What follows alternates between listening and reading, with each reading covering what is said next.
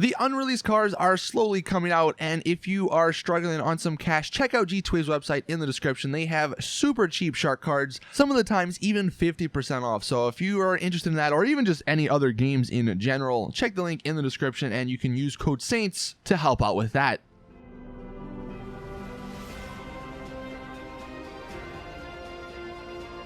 What's up everyone, Saintsfan back again with another GTA 5 video, and today I'll be showing you guys 7 awesome glitches and tricks that you should totally know in GTA Online because they are either super awesome, super cool, or super helpful. So hopefully you guys do enjoy this video. Now, we'll start with some of the more useful ones first. The first sort of little tip or trick that I can give you guys, especially if you're on console, this doesn't work too much on PC, but if you're on console and you're having trouble with public lobbies, you're having trouble with having a bunch of people in your lobby while you're trying to sell your product. You know, yeah, you can, I think there are some new ways to get into a solo public lobby, but maybe you don't want to go through those steps. Maybe you just want to have the game do it for you, sort of. One thing that I've mentioned this a few times, you know, over the years, but go into your settings, and you might actually have to be in single player to do this, but go into your settings and then change the targeting mode to free aim. Now what that's going to do is when you're now in GTA Online, it's not going to auto lock on to other characters, which you probably know what that means if you've played any of GTA Online and got any firefights. It, you know, all the time it locks onto them. But if you go to free aim, it's not going to lock onto them, and that may be bad. However, there's significantly less people in free aim lobbies on console because they don't want to have to deal with that. So what I would suggest is going to those free aim lobbies to sell your items. You know, maybe you want to just switch it up every time you want to sell, or maybe you just want to deal with it, you know, deal with not being able to shoot at people and lock on to them, I guess. But that is so helpful because then when you're in the free aim lobbies, instead of joining a public lobby and having 30 people, you might only have 10 or less because there's less people in free aim lobbies. So that is one pretty major tip I would give you guys, especially if you're on console. Like I said, on PC it doesn't work as well because pretty much everyone's in a free aim lobby, so it kind of defeats the purpose, but there are some easier ways to get into a solo public lobby on PC. The next useful tip, and this goes hand in hand with those sell missions, or, well, I guess sell missions or supply missions, really whatever. Whenever you're doing anything in GTA Online and you have NPCs coming after you, even the heists, I believe this works in, take the train tracks.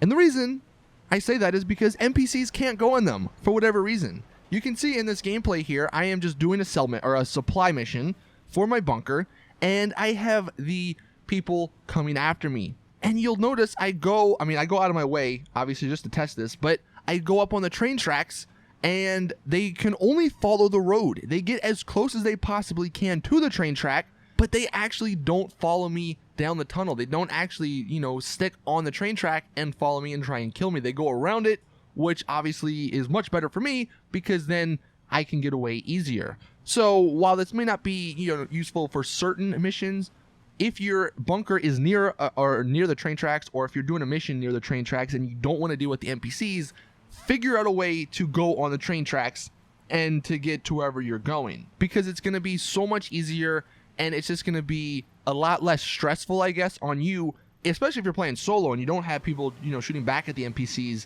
If you go on the train tracks and then just get away that way. That's honestly probably one of the best tips I can give in this video, and it's helped me out a lot. The next thing, and this has to do with missions, contact missions. I'm not sure how many people are still playing contact missions. However, if you want a really, really easy way to start them, do it from inside of your MOC that's inside of your bunker.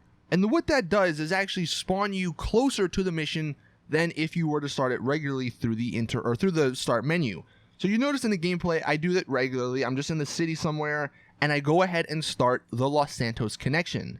And when it puts me in the game, it'll actually put me in the same spot I was in free roam. And that's not really close to the mission, so I have to drive over there or fly over there and, you know, then start the mission. But if I do that if I start the mission from inside of my MOC, that's inside of my bunker, it actually puts me right down the street from the mission. So if you are super far away, or, you know, if you are doing contact missions and you don't want to drive, or you don't want to, you know, go to them, start them up from your MOC inside of your bunker, and you don't need to do that. The next one, this has to do with the brand new sniper. do not upgrade it to night vision. I mean, this may be something that sounds obvious, or this may be an obvious like sort of tip, but do not upgrade it to night vision. Go ahead and switch it to thermal. And the reason you do that is because you can get night vision without the sniper scope.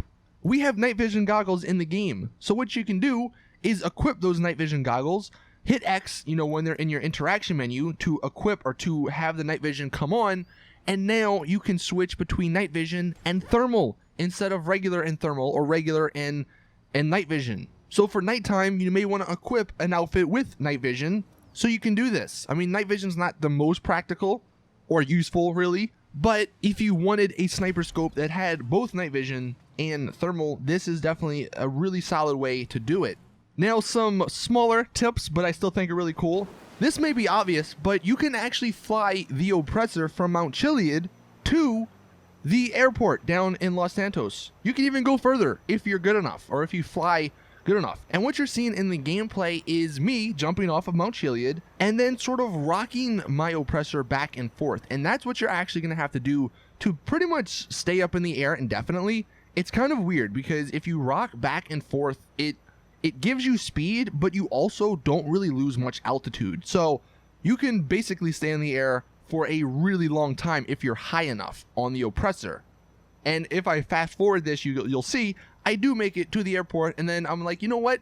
Let's try and go somewhere else. And I go to the docks. So if you like flying the Oppressor and you want to get more air out of it, then this is definitely something you can do, whether it is from Mount Chiliad to LSIA or if it's just from a building to another building.